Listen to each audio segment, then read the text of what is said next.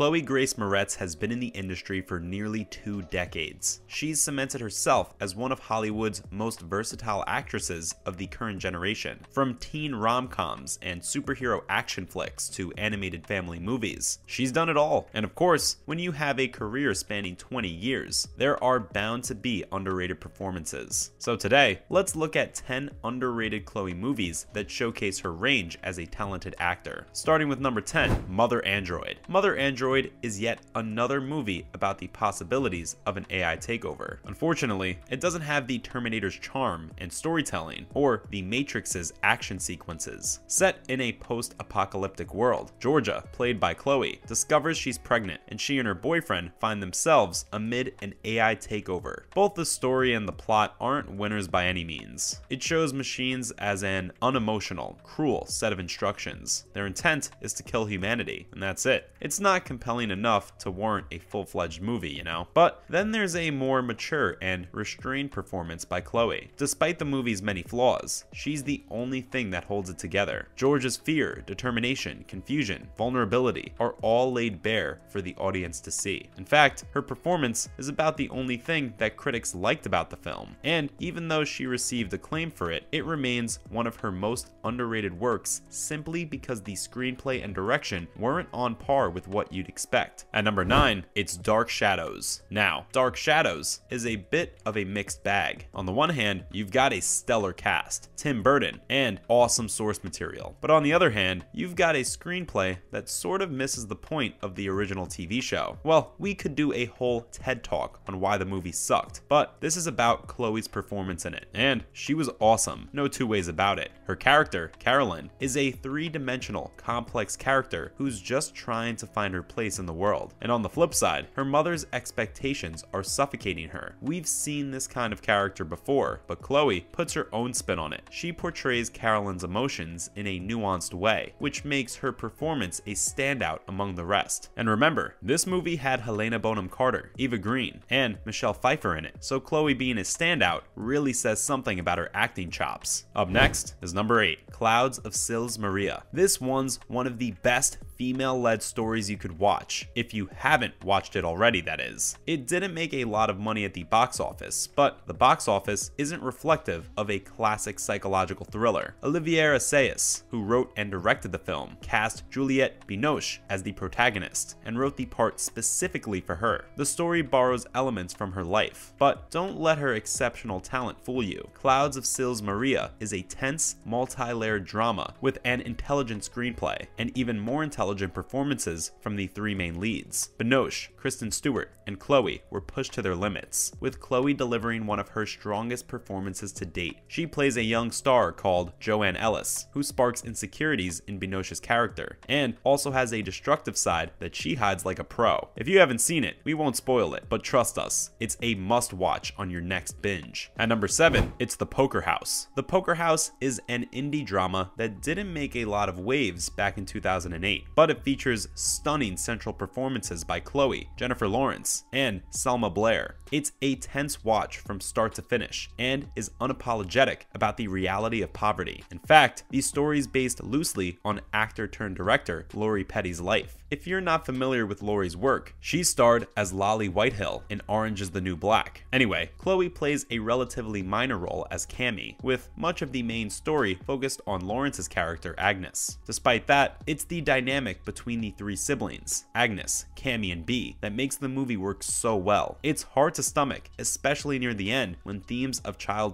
assault come into play. Now for number 6, Laggies. Switching from dark and depressing themes to a chipper, more lighthearted coming-of-age film, Laggies is a comedy drama that shines because of Keira Knightley and Chloe Grace Moretz. Chloe plays Anika Hunter, a slightly introverted teen who's dealing with boy problems at school, and for a role where she could have just phoned in, the actress brings an impressive amount of authenticity and depth to Anika. The story's mostly about Megan, played by Keira Knightley, and her coming to terms with the fact that she doesn't want to marry her longtime boyfriend. So when he proposes, she runs off and bumps into Anika, who graciously takes her home. There, she meets Craig, Anika's very single dad, and and, you know, a rom-com happens. But for us, the best part is the friendship that develops between Anika and Megan. Their on-screen chemistry was infectious, and Chloe stole certain scenes from both Kira and Sam Rockwell. Laggies isn't a blockbuster by any means, but its lighthearted vibe and Chloe's underrated performance make it worth the watch. Coming in at number 5, Greta. Greta is a great case study for how strangers can't replace your mom, especially strangers who sneak up behind you and suffocate you until you pass out. While it isn't Don't Breathe levels of nasty, it's still a thrilling psychological thriller that puts you in the shoes of Frances, played by Chloe,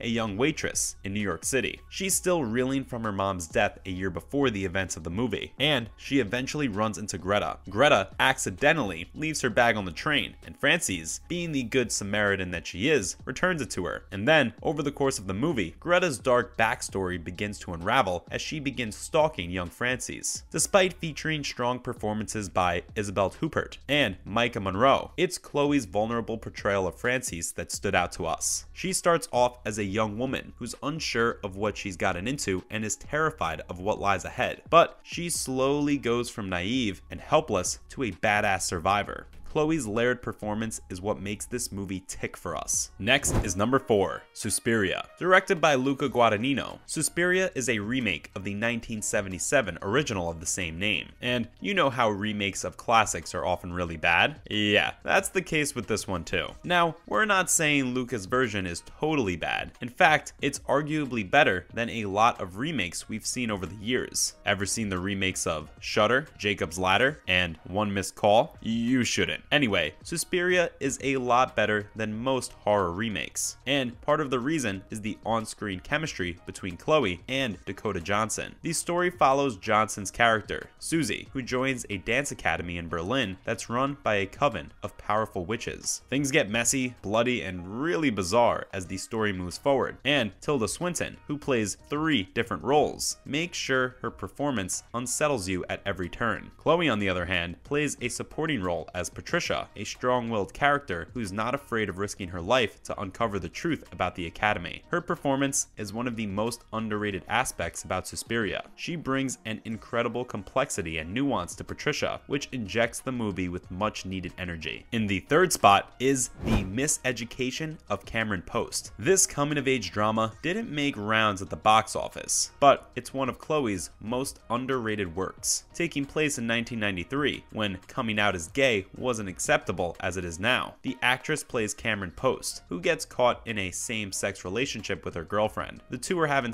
one night when Cameron's boyfriend walks in on them and ends up outing them both. Cameron's aunt, Ruth, who's a devout Christian, ends up sending her to a gay conversion therapy center for teens called God's Promise, and that's when the story kicks into high gear. You'd expect the lead of the movie to give a stronger central performance than the rest of the supporting cast, but Chloe takes it a step above that. The scenes where Cameron struggles with her identity and resists against God's Promise's oppressive techniques are profound, raw, and emotional, and Chloe doesn't miss a beat. At number 2, it's Let Me In. Set in 1983 New Mexico, it's about a young boy called Owen who's neglected by his recently divorced parents and is constantly bullied at school. It sounds like the making of a killer, but it's a whole lot more interesting than that. So, while all of that sad stuff happens in the background, Owen notices a young girl who turns out to be Abby the vampire moving into the house next door, and things just derail from there. It's an R-rated horror, and Chloe was just 11 years old when filming took place. What's more, it's a remake of a Swedish horror named Let the Right One In. And we'll be honest, the Swedish version is way better than the American one, but director Matt Reeves put his own spin on the classic horror film and made it his own. Plus, Chloe's performance in the movie is stunning, making it an essential movie to watch if you're a fan. Last but not least, Brain on Fire. This movie's about Susanna Callahan, a real-life journalist and author who wrote the memoir that the movie's named and based on. It's got an all-star cast, with stunning performances by Richard Armitage, Carrie-Anne Moss, Tyler Perry, and Thomas Mann. But it's Chloe who shines as the main character, who suddenly falls ill and starts hearing things that people haven't said, and hypersensitivity to loud noises. The doctors cannot figure out what it is, and even misdiagnose her with schizophrenia. But eventually, Syrian-American doctor, Dr. Suel Najjar, discovers that it's a rare autoimmune disease that only a handful of people have had. And trust us, we're not spoiling anything. In fact, this should get you to watch it even more, because Najjar's effort and empathy for Susanna is what makes it so great, and Chloe, as the titular character, was a standout performance, conveying the character's mental and emotional anguish with her condition in an almost inspiring way. And that's a wrap, folks. Thanks for watching. So, what's your favorite movie by the actress? Tell us down below. And as always, be sure to like, subscribe, and hit the notification bell for more videos just like this. See you in the next one.